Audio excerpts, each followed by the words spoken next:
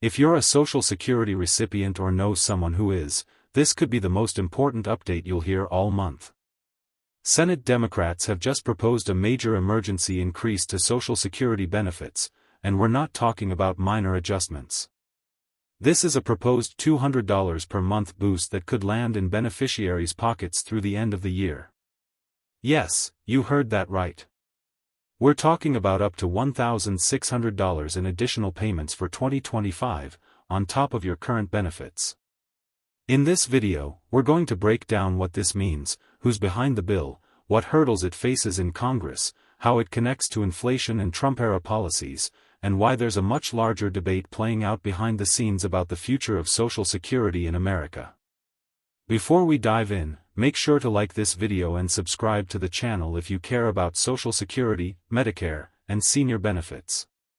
We deliver accurate, timely, and easy-to-understand updates that help you stay informed and in control of your financial future.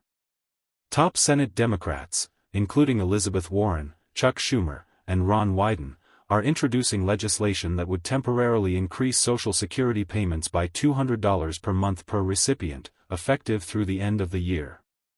If the bill were to take effect in May 2025, that's 8 months of added income, totaling $1,600 per recipient. This proposal is part of what's being called the Social Security Emergency Inflation Relief Act, and it stems from growing concerns about inflationary pressures tied to the previous administration's tariff policies. Democrats argue that this additional monthly income is urgently needed to help seniors and disabled Americans cope with the rising cost of living, especially in areas like food, housing, transportation, and prescription drugs. The economic backdrop of this proposal is crucial. Inflation may not be as explosive as it was in 2022, but prices for essentials remain stubbornly high, and in many cases, wages are not keeping up. Meanwhile, many Americans on fixed incomes, particularly Social Security recipients, are being squeezed tighter than ever. Democrats claim this emergency boost is a direct counter to the long-term effects of President Trump's tariff policies, which economists say may have indirectly fueled consumer price increases. They also highlight recent attempts to slash administrative services at the Social Security Administration, including plans to cut phone support, a move that was quickly reversed after intense public backlash.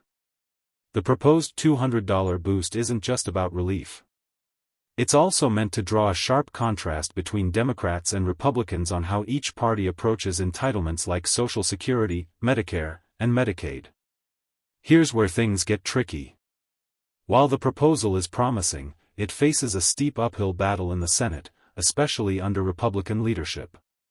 Many Republicans in Congress have stated they have no current plans to cut Social Security, yet Democrats insist the GOP's broader budget plans include stealth efforts to weaken entitlements, particularly via budget reconciliation bills. In fact, Senate Majority Leader Chuck Schumer took to the Senate floor to accuse Republicans of attempting to gut Social Security, a claim that's been circulating for years. But here's the reality check: without bipartisan support, this $200 per month proposal isn't likely to pass. It may instead serve more as a messaging tool for Democrats heading into the 2026 midterm elections. Still, the proposal puts real money, $400 a year per person, on the table. That's not nothing. It's a powerful signal that Democrats are finally shifting from a defensive posture, "don't cut Social Security," to an offensive strategy focused on expansion. While the Emergency Inflation Relief Act is one approach, there's another bill that could have even longer-term effects, the Social Security Expansion Act, spearheaded by Senators Bernie Sanders and Elizabeth Warren. This legislation seeks to provide an additional $2,400 per year in Social Security benefits. Switch the COLA formula from the CPIW to the CPIE, which more accurately reflects the spending habits of seniors. Lift the income cap for payroll taxes, so that high earners, those making $250,000 plus annually, contribute more to the Social Security Trust Fund. Apply the 12.4% payroll tax to net investment income, a move that would target wealthy Americans' capital gains. Right now, people earning above the current cap, about $168,600 in 2025, don't pay Social Security taxes on income above that level. This bill would close that loophole and secure the program for decades to come. Let's talk about COLA, cost of living adjustments. Right now, they're calculated using the CPIW, which doesn't accurately track the cost of goods and services most relevant to seniors, like medical expenses, prescription drugs, and home utilities.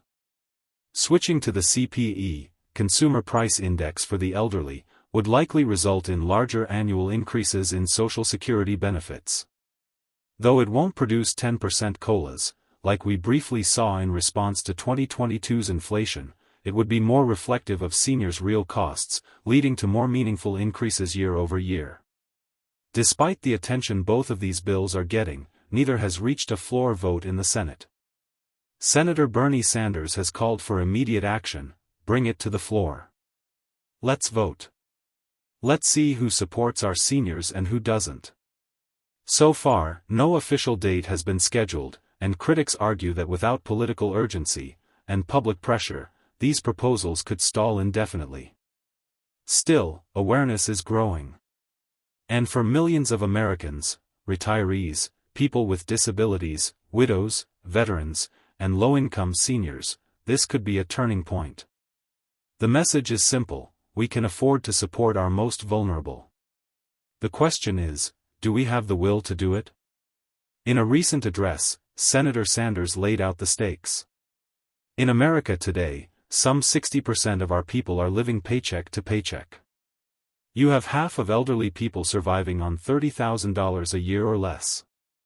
We can raise benefits by $2,400 a year by lifting the cap on taxable income. It's time we expand Medicare to include dental, vision, and hearing. We need to raise the minimum wage to $17 an hour and force billionaires to finally pay their fair share. Whether you agree with every policy or not, the energy behind this movement is undeniable. These proposals, while far from guaranteed, signal a growing shift in Social Security policy. Americans are demanding more than empty promises. They want action, expansion, and economic fairness. If passed, these proposals could mean higher monthly benefits, greater long-term solvency for the Social Security Trust Fund, better COLAs tailored to real-life costs, more equitable taxation. But until we see a vote, this remains a critical moment for awareness and advocacy. There are double Social Security payments coming in May, but only for certain groups of beneficiaries. Want to know if you're on that list? Plus, President Trump has introduced 6 official changes to Social Security for 2025 that you absolutely need to know about. Click on the next video to find out how these changes affect you. Stay informed, stay empowered, and as always, thank you for watching. Take care, be safe, and we'll see you in the next update.